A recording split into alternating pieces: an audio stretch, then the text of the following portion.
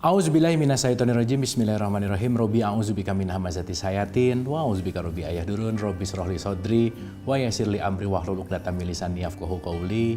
Assalamualaikum warahmatullahi wabarakatuh. Salam sejahtera untuk kita semua. Rahayu, namaste, Om Swastiastu, Namo Buddhaya. Salam kebajikan dan sehat untuk kita semua. Kembali lagi belajar bersama saya Abu Marlo. Kita sama-sama membuka pikiran, membuka hati, yang mudah-mudahan dengan pembelajaran-pembelajaran ini menambah wawasan kita minimal, di mana wawasan itu tidak hanya berhenti menjadi pengetahuan, tetapi mari kita transfer dari pengetahuan menuju kepada rasa, di mana rasa ini yang mendorong kita untuk memiliki akhlak yang lebih baik. Oleh karena itu, sebelum kita belajar, ada baiknya kita menghadirkan diri kita utuh di sini saat ini, karena pembelajaran yang terbaik adalah ketika pikiran kita tidak loncat ke depan, tidak loncat ke belakang, kita hadir seutuh-utuhnya di sini. Dan untuk menghadirkan kita utuh di sini, mari kita menghening sejenak. Oleh karena itu, menghening dipersilahkan.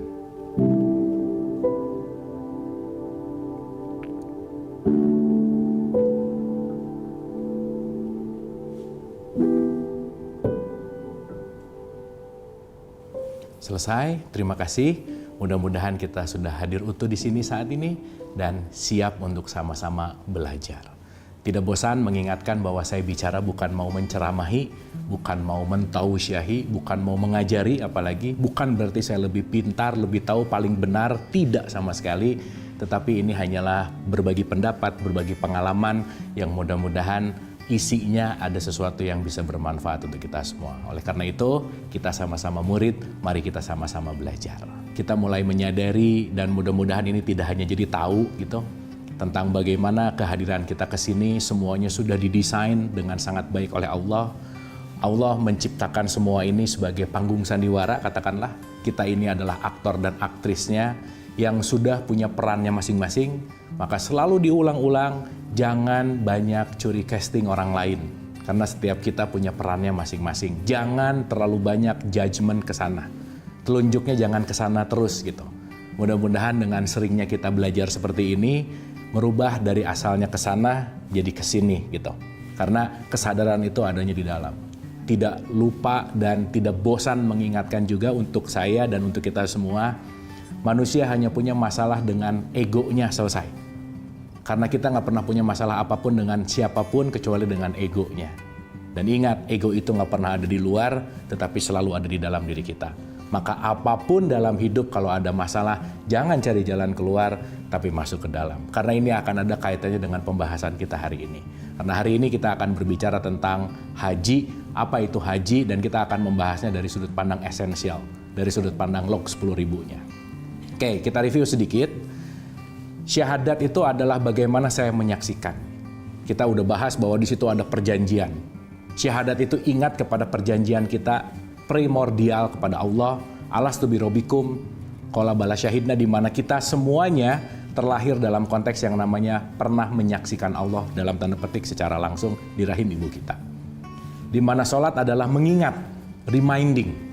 Akimi sholat li zikr, di mana mengingatlah Allah. Kita di konteksnya sholat adalah bagaimana mengingat. Poin mengingat adalah bagaimana kita selalu terhubung dan terkoneksi. Dan di situ kita ada puasa, di mana kita tetap kontrol ego. Dan kita udah bahas zakat juga, pembersihan tuh. Si jiwanya selalu dimurnikan. Dan ini akan menjadi satu kesimpulan yang disebut dengan yang namanya hajj atau haji. Oke, kali ini kita akan membahas sekali lagi hakikatnya, esensialnya, bukan konteks dalam hanya ritualnya, tetapi kesadaran spiritualnya. Mari kita mulai belajar. Boleh dipersiapkan catatannya, siapa tahu ada sesuatu yang penting untuk dicatat, karena kadang-kadang yang mencatat aja lupa, apalagi yang tidak mencatat, gitu ya. Jadi mudah-mudahan ini menjadi sesuatu pelajaran yang kita ingat, dan bukan hanya diingat, tetapi kita amalkan. Berbicara masalah haji, hari ini kita akan berbicara masalah haji. Tetapi sebelumnya, mari kita remind dulu, kita mengingat dulu. Di surat 51 ayat 56 Al-Quran, kitab suci Al-Quran mengatakan, wa ma khalaqtul jinna wal insa illa liya'budun. Aku tidak menciptakan jin dan manusia hanya untuk ibadah. Oke? Kita udah bahas ibadah itu adalah pengabdian. Dan kita sebagai manusia, kita sebagai makhluk Allah yang paling mulia dan sempurna, kita sudah tahu juga bahwa kita dilengkapi bukan hanya tubuh fisik, tetapi kita yang sejati justru adalah percikan ruh yang ditiupkan ke dalam diri kita. Maka dalam konteks di sini, ibadah itu ada 2 poin penting. Ada ibadah jasmani yang nanti outputnya menjadi ritual. Dan ada ibadah ruhani yang dimana ini adalah spiritual. Jadi kalau ritual itu adalah physical, di situ ada spirit, dan ritual spirit itu adalah pembawaan dari ruhani kita gitu. Oleh karena itu diulang-ulang. Bukan pada hanya gerakannya, bukan hanya pada mengucapkannya, tetapi bagaimana pemahaman dan kesadaran apa yang digerakkan dan diucapkan menjadi kesadaran ruhani kita, itu yang paling penting. Karena pada outputnya intinya adalah bagaimana kita meruhani. Itu ya, makanya kenapa saya ulang-ulang. Di Al-Maun tuh dikatakan fawailul lil musholin, celakalah orang yang sholat. Yang mana yang celaka? Yang sholatnya cuma raganya aja. Rajin ke masjid, sholatnya rajin, tapi korupsi misalkan. Kenapa bisa begitu? Karena nggak seimbang. Yang dia lakukan hanyalah ibadah jasmani gitu. Kenapa? Ruhaninya jangan-jangan tidak menyala, belum menyambung. Dalam konteks tidak diberikan nutrisi. Nah, berbicara masalah haji, ya kita ambil dari katanya dulu gitu. Konteks berbicara masalah haji itu artinya adalah perjalanan atau menuju gitu. Berarti kalau ini adalah perjalanan atau menuju, berarti ada titik awal dan menuju kepada titik tujuhnya gitu kira-kira. Maka nanti kita akan mengerti bahwa haji itu adalah mengunjungi atau menuju atau melakukan perjalanan menuju kepada Baitullah. Sekali lagi, Baitullah pun ada Baitullah yang jasmania, fisikal, dan ada Baitullah yang ruhania, non-fisikal. Maka nanti kita akan mengerti bahwa perjalanan haji itu bukan masalah saya berangkat ke tanah suci, bukan itu poinnya, bukan hanya itu. Itu diperlukan iya, tetapi esensinya bukan perjalanan fisiknya, bukan. Karena mohon maaf sekali, boleh jadi melakukan perjalanan fisik pergi ke tanah suci, tetapi ruhaninya nggak kemana-mana gitu. Akhirnya dia hanya melakukan perjalanan fisik, dalam tanda petik hanya mungkin dia jalan secara badaniahnya gitu, tetapi esensinya tidak berubah gitu. Maka mohon maaf sekali, kalau jasmani itu hanya melakukan perjalanan haji, pulang itu hanya mendapatkan gelar haji. Dan gelar haji yang diberikan kepada kita itu belum tentu sama dengan gelar haji yang diberikan oleh Allah kepada kita. Karena gelar hajinya Allah ke kita tuh bukan masalah ada hak atau haji di depan namanya, bukan. Gitu ya. Jadi bukan sebelum haji belum jadi Pak Haji gitu. Sudah haji dipanggilnya jadi Pak Haji, dimana kalau udah jadi Pak Haji merasa bahwa saya sudah haji. Belum tentu gitu. Karena boleh jadi yang hajinya baru dalam konteks yang namanya jasmaniahnya. Itu intinya. Sekarang ketika kita harus mengerti bahwa kalau ada tujuan, ya pasti dong ada titik start. Di mana starting point, pasti ada finish point-nya. Jadi kalau berbicara masalah haji, pembicaraan haji itu adalah menuju kepada Baitullah. Bait itu artinya rumah, Baitullah itu artinya adalah rumahnya Allah. Oke, sekarang kita renungkan. Ketika berbicara Baitullah, itu rata-rata langsung dalam konteks fisik pemikiran kita tuh Baitullah itu simbolnya adalah Ka'bah. Dan Ka'bah itu yang ada di Mekah, nggak salah. Tetapi itu adalah Ka'bah secara fisik. Ya jangan lupa loh, perintah haji di dalam Quran itu diserukan kepada seluruh manusia loh. Jadi seluruh manusia, semua manusia itu dalam tanda petik untuk berhaji itu diperintahkan sama Tuhan, gitu kira-kira. Nah sekarang yang jadi pertanyaan adalah, Baitullah itu kan rumahnya Allah. Kalau sekarang kita let's say di Indonesia, kalau kita berpikir Baitullah itu hanyalah Ka'bah yang ada di Mekah, ada jarak antara Indonesia menuju kepada Mekah, itu jauh sekali gitu. Padahal di surat 50 ayat 16 dikatakan, aku lebih dekat kepadamu daripada urat lehermu. Di surat 57 ayat 4 dikatakan, aku bersama kamu di mana saja kamu berada. Di Al-Baqarah 186 dikatakan, apabila hamba-hambamu bertanya kepadaku tentang aku, katakanlah aku qorib, aku dekat. Nah, kita renungkan nih. Kalau Quran sudah mengulang-ulang kata-kata dekat, lebih dekat, berarti kan nggak ada yang lebih dekat daripada Allah sebetulnya dalam hidup ini. Tapi sayangnya karena terlalu dekat, jangan-jangan nggak kelihatan. Ya kalau saya ngelihat sekarang layar ini deket banget juga nggak akan kelihatan. Sehingga saking dekatnya bisa jadi nggak kelihatan. Itu yang perlu kita renungkan nomor satu. Yang kedua, Rasulullah mengatakan qalbun mukmin Baitullah.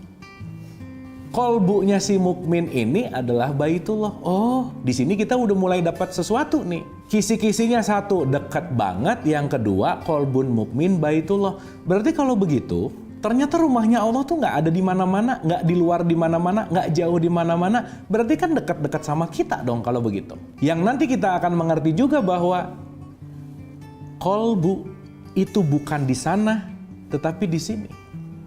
Makanya kalimat-kalimat kolb di surat 29 ayat 49, bal huwa ayatum bainah fi suduri lazina utul ilm. Soder sama kolbu, dada sama kolbu itu dalam konteks nggak berjauhan. Di mana konteks kolbu kita dalam dada kita yang nanti dalam bahasa Indonesia disebut dengan kata-kata yang namanya hati. Tetapi pun ini bukan berbicara masalah hati organ fisik, bukan.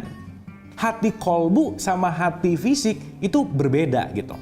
Maka tidak berbicara dalam konteks fisikal, tetapi lebih kepada esensialnya, lebih kepada metafisikalnya, lebih kepada kesadarannya gitu kira-kira. Maka kolbu itu adalah hati, hati itu di dalam dada, yang ini bukan ngomongin berbicara masalah tubuh fisik, tetapi justru malah kesadaran. Karena sekali lagi, ruh itu bukan fisik, tetapi dia adalah energi. Maka kolbu adalah tempat energi itu sendiri gitu kira-kira. Oke ya, mudah-mudahan mulai sedikit terbuka nih, bahwa ternyata perjalanan haji itu bukan saya jauh pergi ke sana, meskipun secara ritualnya penting, iya. Tetapi yang jauh lebih penting lagi adalah menghajikan diri untuk saya menemukan rumah Allah yang ada di dalam, paling dalam. Ah, gitu kira-kira. Karena sekali lagi, kolbun mukmin baitullah. Kolbun mukmin, rumahnya Allah itu ada di dalam kolbu. Jadi rumahnya Allah dekat apa jauh? Dekat banget. Maka Ka'bah secara fisikal ada di Mekah, tapi Ka'bah hakikat, Ka'bah yang benar-benar esensial itu ada di dalam diri kita semua. Maka perjalanan haji adalah perjalanan meniti ke dalam diri, masuk menembus kolbu untuk masuk ke rumah Allah. Itu poin pentingnya. Ya, saya ulang. Kita gambarkan supaya mudah. Oke, saya kasih contoh sederhana begini. Kembali kepada kesadaran tentang who am I? Siapa diri kita? Faktor yang paling luar di dalam diri kita, itu yang disebut dengan yang namanya jasad. Oke? Masuk ke dalam sedikit, kita punya aplikasi hidup namanya jiwa. Di dalamnya ada ego. Yang paling luar disebut biological birth, berikutnya psychological birth, berikutnya itu adalah spiritual birth, di mana disitulah letak yang namanya kolbu. Di dalam kolbu, disinilah yang disebut dengan rumah Allah. Maka rumahnya Allah ada di dalam kolbu yang paling dalam. Inti dari paling dalam diri kita adalah dia, gitu kira-kira. Makanya dialah yang awal dan dialah yang akhir. Kalau begitu, konteks di mana perjalanan haji itu adalah perjalanan meniti ke dalam diri, menembus dinding jiwa dan rohani kita sebetulnya. Sehingga perjalanannya dari luar ke dalam. Bukan dari kita atau dari jasad keluar, bukan perjalanan ini, bukan. Meskipun secara ritual itu penting, iya. Mudah-mudahan ini kita bisa membalancekan, mudah-mudahan kita bisa menyadari bahwa orang yang berangkat ke sana belum tentu berhaji dalam konteks di hadapan Allah, belum tentu. Maka mabrur itu bukan masalah perjalanannya aja ke sana, tetapi output dari sana ada perubahan nggak gitu kira-kira. Karena pada akhirnya semua ibadah ritual itu kan ujungnya adalah membuat kita menjadi orang yang takwa gitu intinya. Jelas ya? Dan nanti kita mengerti kenapa haji disimpan di paling terakhir di dalam rukun Islam. Karena haji ini melalui proses dari syahadat sampai zakah dulu. Maka haji itu adalah jalannya nanti ketika bisa menembus, itu semuanya melalui semua fase. Dan ini sangat indah sekali kalau kita pahami dalam konteks yang namanya spiritual. Ketika saya mau menembus dinding yang namanya jasmania, berarti saya harus mengolah raga. Maka dalam olahraga ini sudah ada konteks yang namanya puasa. Makanya puasa nggak makan nggak minum, secara fisikal juga ada. Sehingga ketika dalam konteks puasa, membuat jiwa kita semakin peka. Jiwa kita semakin benar-benar bisa dirasakan, dialami. Kita benar-benar memiliki kesadaran spiritual yang baik. Karena kenapa? Puasa pada akhirnya adalah membawa kita menuju kepada yang takwa. Di mana semakin jiwa kita peka, semakin kita menyadari dan melepaskan kemelekatan. Disitulah konteks yang namanya zakat. Makanya kita udah bahas tuh. Oh, ngerti puasa dan zakat. Ternyata itu semua didasarkan oleh apa? Penyaksian kepada Allah. Dengan mengingat Allah, maka syahadat, sholat, puasa, zakat itu adalah fundamental untuk melakukan perjalanan haji sebetulnya. Dan ini indah sekali. Dan ini semuanya berangkai dalam konteks susunan-susunan yang sangat detail sebetulnya. Berbicara masalah perjalanan haji berarti perjalanan menuju kepada inti kesadaran ruhani. Berarti kan harus melepaskan dulu ini dong, kepemilikan.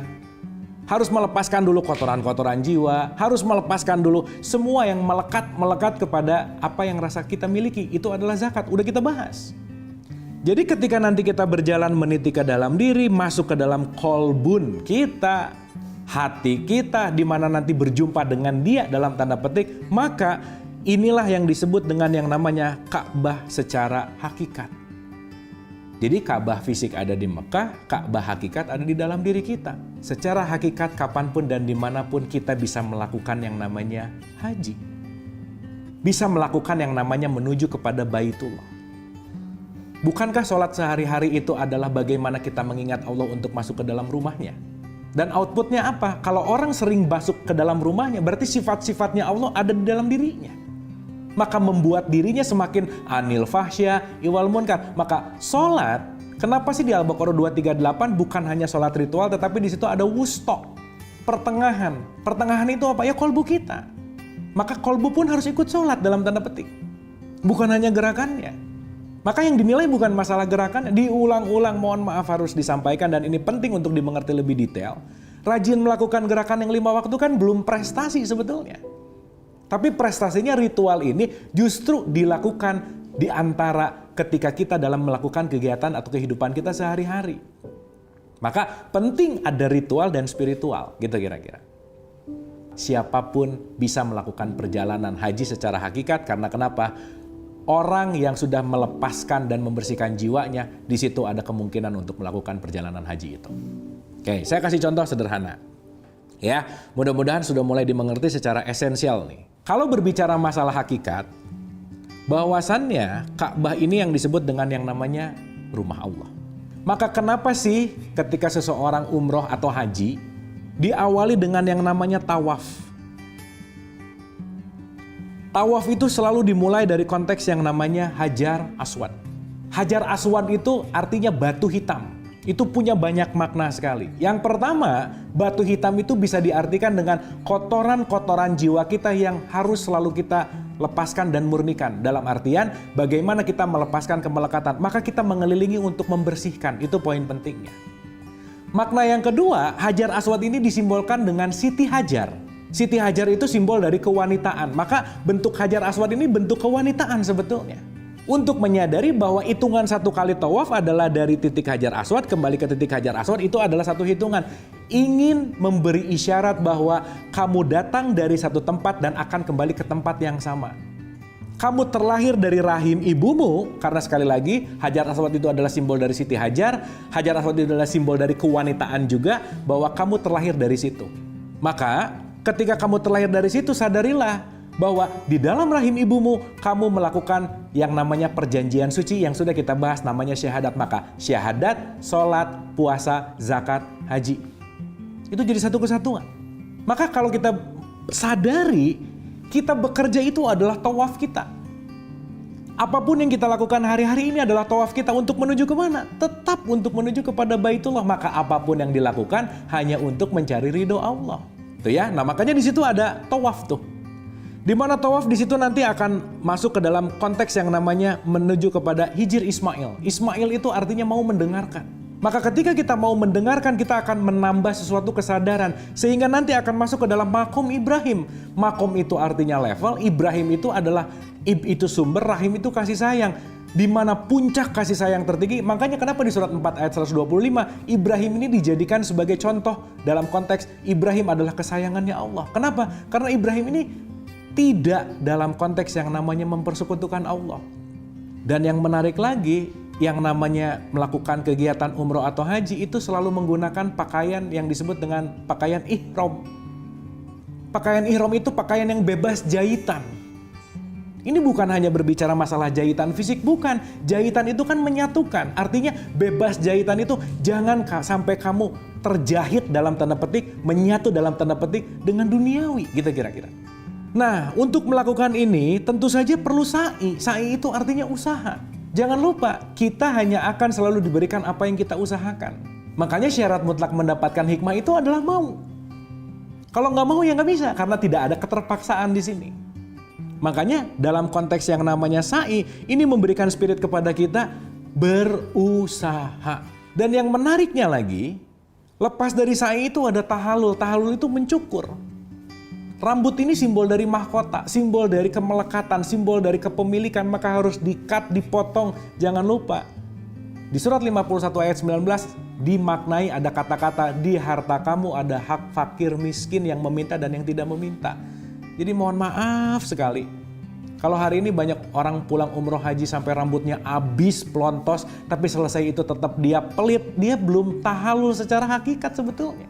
Karena pada dasarnya ketika mencukur atau memotong itu artinya potonglah kemelekatanmu terhadap apa yang kamu rasa kamu miliki, padahal kamu gak pernah memiliki apapun.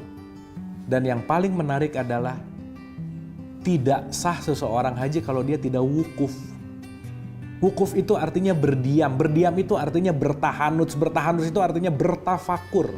Karena masuk ke dalam kolbu itu nggak mungkin dengan pikiran yang sibuk. Disitulah kita pentingnya untuk belajar bagaimana hadir utuh di sini saat ini. Dan kita dilatih setiap hari dalam sholat. Maka sholat itu intisarinya adalah khusyuk. Khusyuk itu adalah membuat pikiran tidak sibuk sehingga hatinya terbuka. Karena kenapa? Hati yang terbuka itu hanya karena pikirannya tidak loncat ke depan dan loncat ke belakang. Disitulah konteks dari wukuf. Makanya ada zikr. Sehingga ini semua, kalau kita kaitkan dalam kehidupan kita, kapanpun dan dimanapun sejatinya kita bisa menuju rumahnya Allah. Dan output dari semuanya, intinya adalah melepaskan dari semua kemusyrikan. Labbaik Allahumma labbaik. Labbaik la syarika laka labbaik. Innal hamda wa ni'mata laka wal mulk la syarika lak. Ya Allah, saya sudah tidak menjadi orang yang mempersekutukanmu. Saya tidak menuhankan harta saya, jabatan saya, kepintaran saya. Karena kenapa? Itu semua hanyalah sarana untuk menuju kepadamu. Dan semuanya hanya milikmu. Sadar bahwa saya nggak pernah punya apa-apa. Saya nggak bisa apa-apa. Disitulah pintu menuju kolbu, pintu menuju Baitullah akan selalu terbuka. Oleh karena itu, mari kita sama-sama bersihkan hati.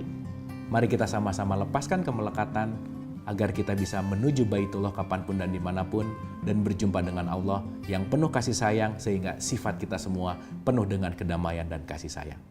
Terima kasih, semoga bermanfaat. Wabillahi taufiq wal hidayah. Assalamualaikum warahmatullahi wabarakatuh.